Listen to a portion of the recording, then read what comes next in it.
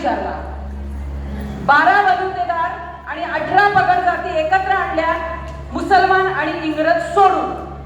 कारण आज इतिहासामध्ये ढवळाढवळ केली जाते आणि सांगितलं जातं की महाराजांच्या आजूबाजूला अनेक मुसलमान मावळे होते. हा इतिहास खोटा आहे आणि हा खोटा ठरवता आला पाहिजे. जे कोण आपल्याला ब्रिगेडी मानसिकतेचे आपल्याला सांगतात, कारण ब्रिगेडी मानसिकता ही बोकाळली आहे. सावरकरांनी सांगितलेलं आहे की मला मुसलमानांची भीती वाटत नाही, मला भीती वाटते सेक्युलर हिंदू, जो हिंदू असून पण ज्याच्या विचारांची सुनता झालेली आहे ना, त्या हिंदूची मला लाज वाटते, त्या हिंदूची मला भीती वाटते. विचारांची सुनता झालेली आहे आणि म्हणून विचारांची सुनता झालेली व्यक्ती आजही वय बघत नाही स्वतःच, पण म्हणजे वारकरी परंपरा. आपल्याला त्याच्यात बोलायचं नाहीये, पण लक्ष ठेवायचं आहे. हिंदू धर्मावर आघात करणारे आपलेच आहेत, हे लक्षात ठेवा. त्यामुळे आपल्याला तो वाचवायचा आहे. कुठलं सरकार येणार नाही, कुठलं प्रशासन येणार नाही. तुमच्या आमच्या घरातली मुलगी जेव्हा जाते जिहादाच्या मागे, तेव्हा आई वडिलांना त्रास होतो. आज मातृशक्ती, मातृ आणि शक्ती हा संगम आहे. संघाने एवढं मोठं कार्य हाती घेतलेलं आहे.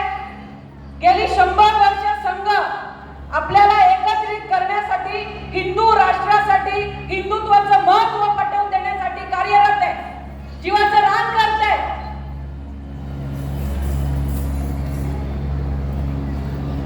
संघ रस्त्यावर उतरून काम करते. प्रतिकूल परिस्थिती होती तेव्हाही रस्त्यावर उतरून संघ काम करत होता. मग आज संघाची संकल्पना 100 वर्ष पूर्ण झाल्यानंतर अनेक हिंदूंना एकत्र आणून विराट हिंदू संमेलन जर केली नाही, हिंदुत्वाचं महत्त्व घराघरात पोहोचलं नाही, तर येणारा काळ कठीण आहे, हे संघाच्या लक्षात आलेलं आहे. म्हणून संघाने एवढं सुंदर असं आपल्या विराट हिंदू संमेलनातून हिंदूंना एकत्रित करण्याचं आयोजन केलं.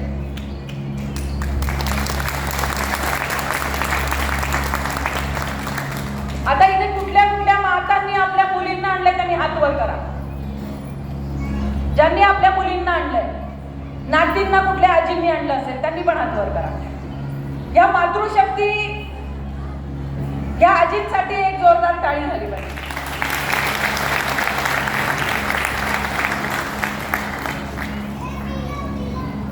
बघा, मातृशक्ती ही जगामध्ये इतकी उत्कृष्ट आणि इतकी श्रेष्ठ आहे ना, कारण स्वराज्य निर्माण व्हावं किंवा स्वराज्य व्हावं ही स्त्रीची इच्छा कुणी बोलून दाखवली? मातृशक्तीने शिवाजी महाराजांना बोलून दाखवली. आई जिजाऊंचं स्वप्न होतं की स्वराज्य निर्माण व्हावं आणि आई जिजाऊंनी आग्रह धरला. आई जिजाऊंनी आपला शिवबा लहान असताना शिवबाला प्रभू रामचंद्रांच्या, प्रभू श्रीकृष्णांच्या आणि महापुरुषांच्या गोष्टी सांगून मन परिवर्तन करून त्या मनावर सुसंस्कार घडवले. म्हणून स्वराज्य निर्माण झालं आणि 8 वर्षाच्या शिवबाला रायरेश्वराच्या पिंडीवर स्वतःच्या रक्ताने अभिषेक करण्याची इच्छा मनामध्ये निर्माण करणारी होती ती मातृशक्ती. ही मातृशक्ती जी आहे ना, ती इतकी श्रेष्ठ आहे. साक्षात शिवांचं हे वाक्य होतं की मी माझ्या शक्तीशिवाय अपूर्ण आहे. म्हणून भगवान शिवांनी जेव्हा माता पार्वती स्वतःला दग्ध करून घेतात, तेव्हा भगवान शिव त्यांचं पार्थिव आपल्या हातावर घेऊन तांडव करतात आणि त्यावेळेस 51 त्यांच्या अवयवांचे तुकडे ज्या ज्या ठिकाणी पडले त्या त्या ठिकाणी 51 शक्तिपीठांचं निर्माण झालं. आणि ती शक्तिपीठ आज तुम्हाला आम्हाला दुश्मनांपासून सांभाळतायत, वाचवतायत. परंतु आपल्याला त्या शक्तिपीठांचा म्हणजे चालती बोलती मातृशक्ती हे आपल्या घरातलं एक शक्तिपीठ आहे. हे पुरुषांनाच नाही तर मातृशक्तीलाही विसर पडलेला आहे. ज्या ज्या वेळेला लव जिहादच्या केसेससाठी आम्ही पोलीस स्टेशनला जातो, त्या वेळेस आई वडिलांना न ओळखणारी मुलगी ही किती त्रासदायक ठरते त्या आईसाठी, हे आम्ही आमच्या डोळ्यांनी बघतो. त्या 100 मुलींना पुन्हा हिंदू धर्मात आणण्यासाठी काय तारेवरची कसरत करावी लागली. रात्रीचे 3-3, 4-4 वाजेपर्यंत पोलीस प्रशासनाबरोबर कसं आमचं म्हणतात ना, विचारांची देवाणघेवाणपेक्षा कसं त्यांच्या बरोबर विचार घसरत होते, प्रशासन त्याच्यामध्ये ढवळाढवळ करत होतं, पोलीस प्रशासन मदत करत नव्हतं, परंतु त्या 100 मुलींना त्यांच्या आईबापांकडे परत त्यांच्या धर्मामध्ये म्हणजे हिंदू धर्मामध्ये आणण्याची जी ओढ होती ना, ती ओढ आज मला तुमच्या समोर उभं करते.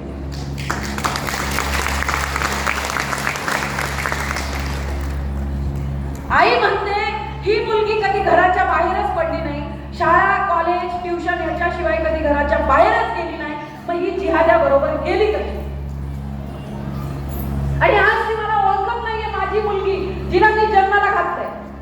पण ज्या वेळेस तुझ्या मुलीने एक पाऊल चुकीच्या दिशेने टाकलं, त्याच वेळेस त्या आईचं लक्ष असणं खूप गरजेचं होतं, जे आज मातृशक्तींना थोडंसं कडू वाटेल. मी कडू बोलण्यासाठी फेमस आहे आणि मी कडूच बोलते, कारण कडू जे असतं ते औषध असतं आणि गोड असतं त्याच्यामुळे डायबिटीस होतो ना.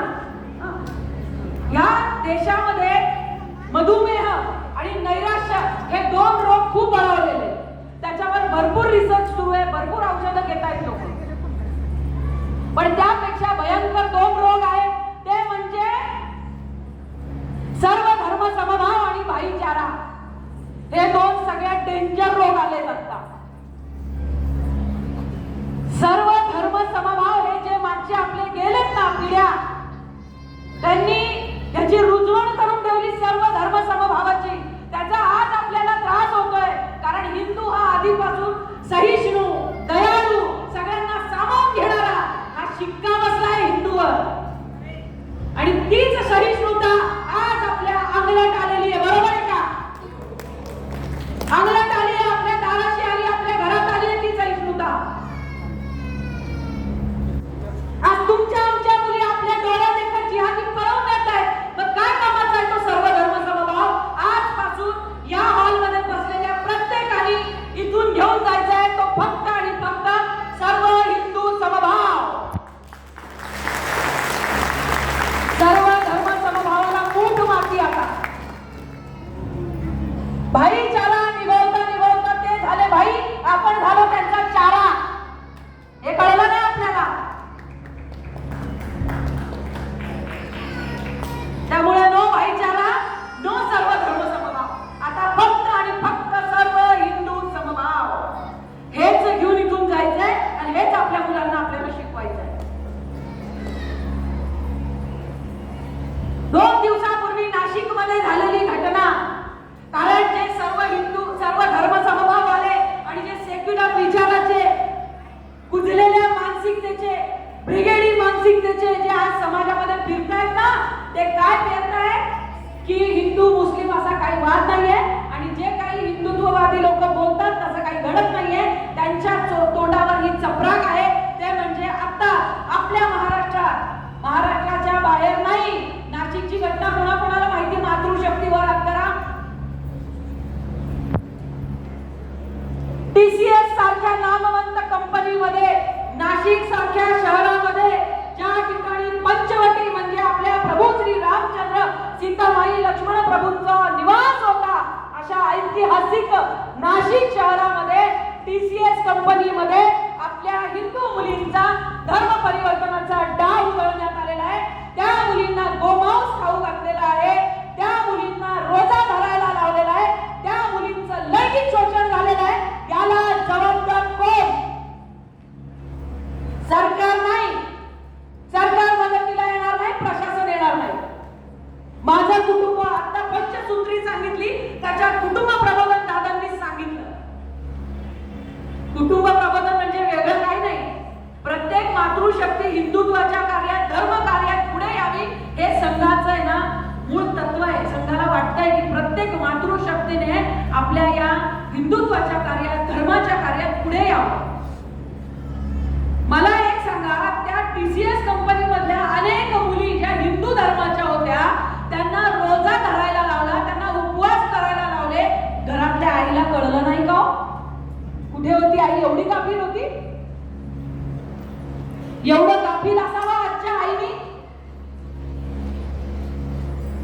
काल कोंडव्यामध्ये राहणारा 55 वर्षाचा जिहादी, ज्याने एका शाळेत जाणाऱ्या शाळकरी मुलीचा विनय मुलगा, त्याच्यावर आज पोक्सोचा गुन्हा आम्ही दाखल केलेला आहे. त्या मुलीला जर त्यांनी छेडलेलं आहे, आईने विचारपूस केली का बरं? तिने तिच्या मैत्रिणींमध्ये किंवा घरात कोणाला तरी, मग आईचं लक्ष कुठे? मातृशक्ती ही अत्यंत महत्वाचा घटक आहे प्रत्येक गोष्टीसाठी. कारण जिच्या हाती पाळण्याची दोरी ती साऱ्या जगाला उतरी. एका स्त्रीमुळे अख्ख्या कुटुंबाचं नंदनवन होऊ शकतं, गोकुळ होऊ शकतं. पण ती गोकुळ नांदून देत नाही, कारण की तिच्या डोक्यावर, तिच्या मेंदूवर जो पगडा आहे ना, बघा मागच्या सरकारने भिंती रंगवल्या होत्या. कुठे वाटेल तिथं शौचालय असू दे, बाग असू दे, बगीचा असू दे, कुठेही भिंतींवर लिहून ठेवलेलं होतं, हम दो हमारे दो. आणि हम दो हमारे दो हे वाक्य सगळ्यात जास्त कुणाला आवडलं असेल तर त्या हिंदू माता भगिनींना. कारण जिहाद्यांच्या बायकांना डझनभर होत आहेत, तेव्हाही होत होते, आताही होत आहेत. पण आपल्या हिंदू महिलांवर त्याचा एवढा पगडा बसला की त्या हम दो हमारे दो मध्ये एवढ्या रमल्या की त्यांना कुटुंब पद्धती, जॉईंट फॅमिली हे नको वाटायला लागलं. त्यावेळेस पासून हम दो हमारे दो, आम्ही दोघं नवरा बायको, आमची दोन मुलं. त्यानंतर आताच्या रिसेंट काळामध्ये हम दो हमारा एक, आणि आता तर हम दो आमचं पाळलेलं कुत्र्याचं पिल्लू. बाळच नको म्हणते ती, ते पाळलेलं आहे ना त्याला गवळी शोना पिल्लू पिल्लू म्हणून त्यालाच बाळ म्हणते. म्हणजे ते कुत्र्याचं पिल्लू जर तुझं पिल्लू आहे, तुझं बाळ आहे, तर तू कुत्री झालीस का? काय इतकी वाईट अवस्था आली आज हिंदू धर्मावर?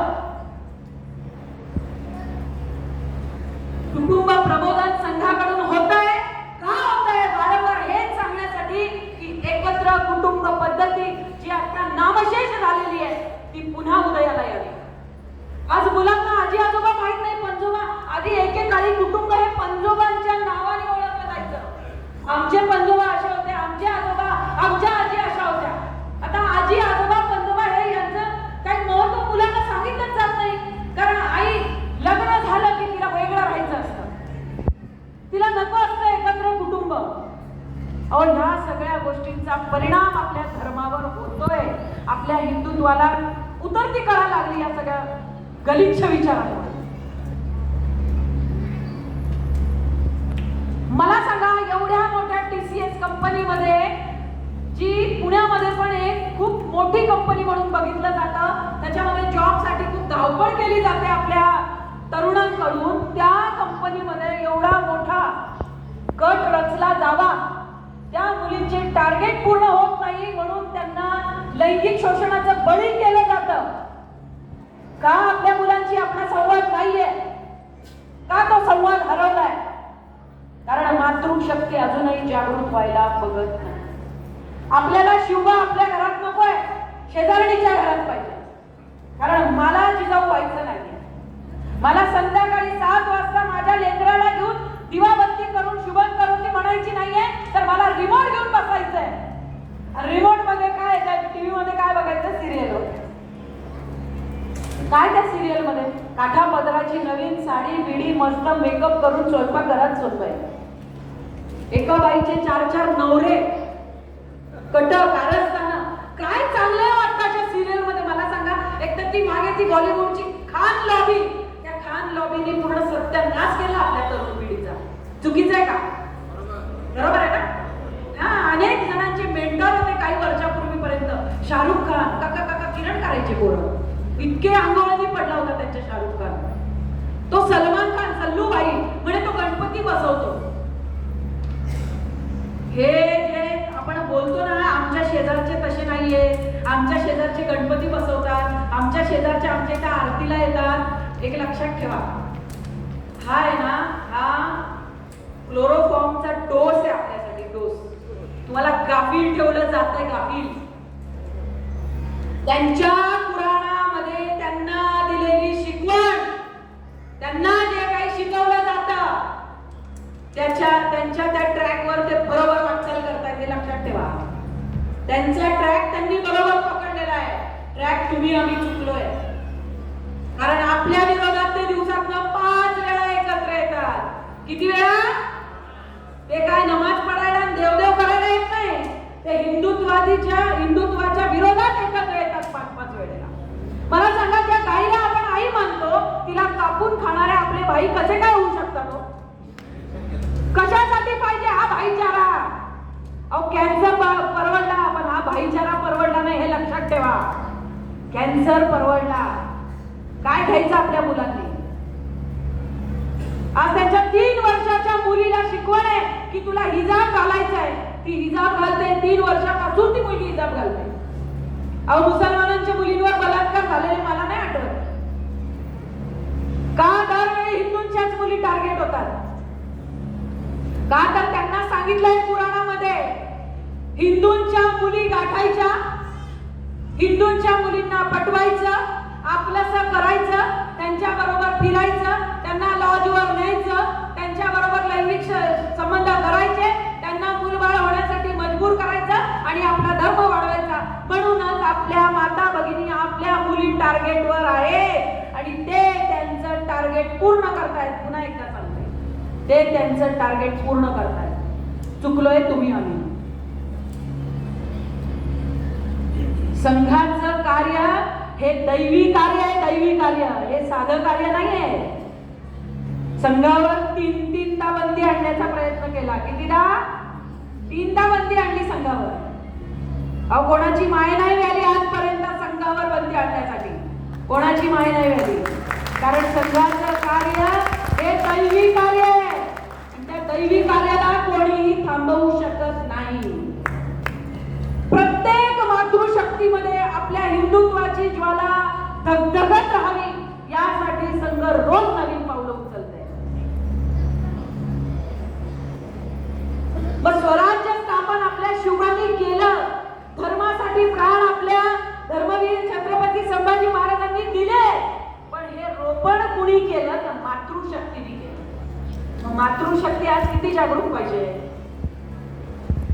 आज इथे मला अनेक या ताईंनी पण सगळा परिचय दिला. या ठिकाणी ज्या मुलांनी छान छान सादरीकरण केलं, देशाचे सर्व संगीत गीत वगैरे त्यांनी नृत्य सादर केलं. अनेक याच्यामध्ये वस्ती पातळीवर राहणारी मुलं असतील, त्यांना यांनी शिकवलेलं आहे. म्हणजे उत्तम कार्य आहे, समाजाला कुठेतरी प्रगतीपथाकडे नेणारं कार्य आहे. परंतु आज हिंदुत्वाला तुम्हाला वाटत असेल खूप चांगले दिवस आहेत, हे समजू नका की सरकार आता हिंदुत्ववादी आहे, प्रशासन आपली लढाई आहे ती आपल्यालाच लढायची आहे आणि त्या लढाईची धुरा प्रत्येक मातृशक्तीच्या खांद्यावर आहे. हे मी आज इथे तुम्हाला जबाबदारीने सांगते.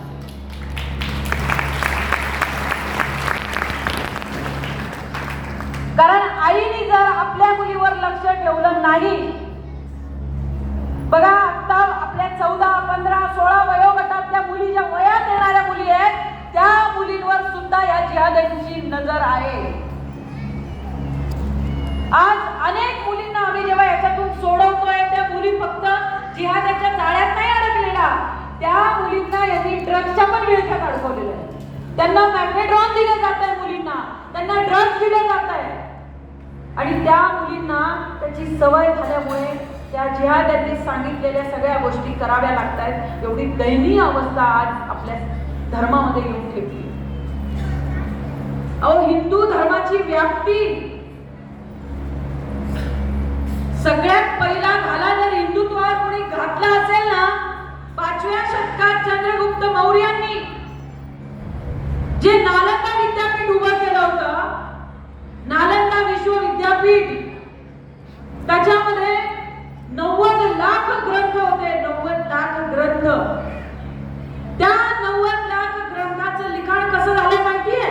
आपले जे ऋषीमुनी होते, त्या ऋषीमुनींनी हजारो वर्ष तपश्चर्या करून त्यांना त्या तपश्चर्याच्या माध्यमातून उपजत झालेलं जे ज्ञान होतं, त्यावेळेस त्यांना जे स्फुरण आलं, जी स्फूर्ती आली, विचारांचं त्यांच्याकडे जे अंकुर फुटलं, त्या विचारांचं लिखाण करून त्यांनी आयुर्वेद लिहिलं, त्यांनी धर्म लिहिला, धर्माची व्याप्ती लिहिली, अनेक आजारांवर औषधं लिहिली.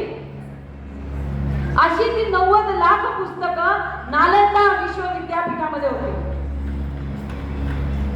आपल्याच एका आयुर्वेदाचार्यांनी बख्तियार खिलजी नावाचा जो जिहादी होता, बख्तियार खिलजीला एक आजार घडला आणि तो अत्यंत भीषण आजार होता.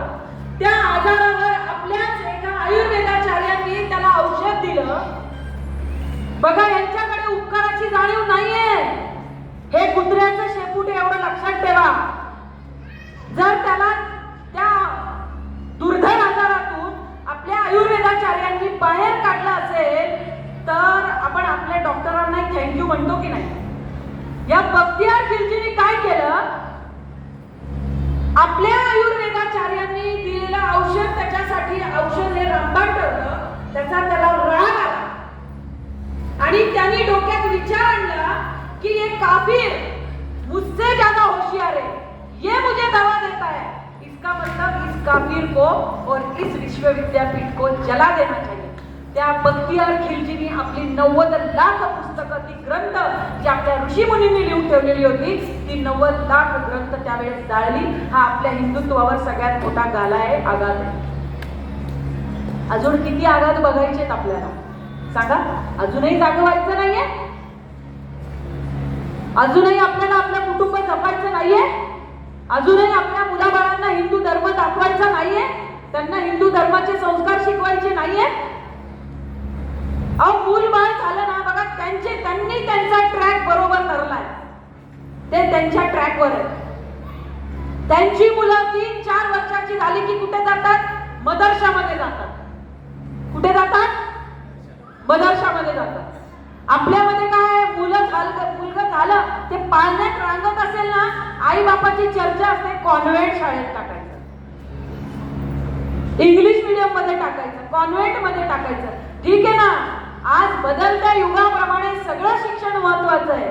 पण जर तुम्हाला तुमच्या मुलाला प्ले ग्रुप पासून जर कॉन्व्हेंटच दाखवायचं आहे तर धर्म तुम्ही घरात तर शिकवू शकता की नाही त्याला? आज अनेक शाळांमध्ये आम्ही जातो, आमची भांडणं होतात, मेहंदी लावून दिली जात नाही, त्याच्यावरनं आमची वाचते तिथे. का नाही मेहंदी लावणार? आहो, त्यांनी त्यांचं बरोबर ट्रॅक धरलेला आहे. मी पुन्हा तेच सांगते. मांजरीमध्ये आता 10 दिवसापूर्वी गुड फ्रायडे झालं ना, आता त्यांचा तो गुड फ्रायडेच्या दुसऱ्या दिवशी मांजरीचे मोठे हॉटेल्स, मोठे हॉल्स बुक करण्यात आले होते. नियोजन बघा, 3000 पेक्षा जास्त हिंदू कुटुंब एकत्र होते, म्हणजे 3000 लोकांची कॅपॅसिटी असेल एवढा मोठा हॉल बुक करण्यात आला होता. कॅनडावरून एक पादरी आला होता आणि तो त्या दिवशी अनेक कुटुंबांचं धर्मांतरण करणार होता. ज्या धर्मांतरणाचा डाव उधळून त्या कॅनडावरून आलेल्या पादऱ्याला पूर्ण भगव्या रंगात माखवून टाकण्यात आला आपल्या लोकांकडनं आणि त्याच्या डोक्यावर भंडारा लावण्यात आला.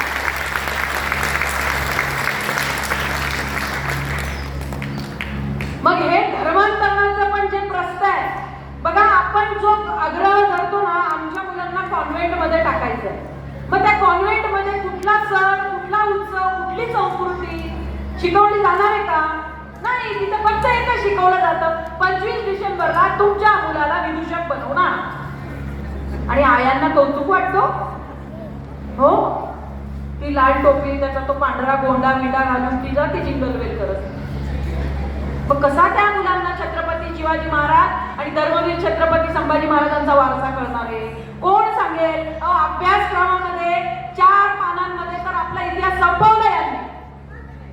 4 पानांचा इतिहास आहे आपला.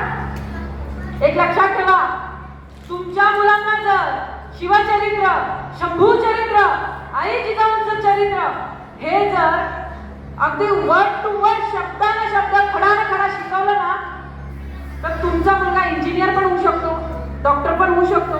असा कुठलाच अभ्यासक्रम नाहीये जो छत्रपती शिवाजी महाराजांच्या जीवनचरित्रात नाही.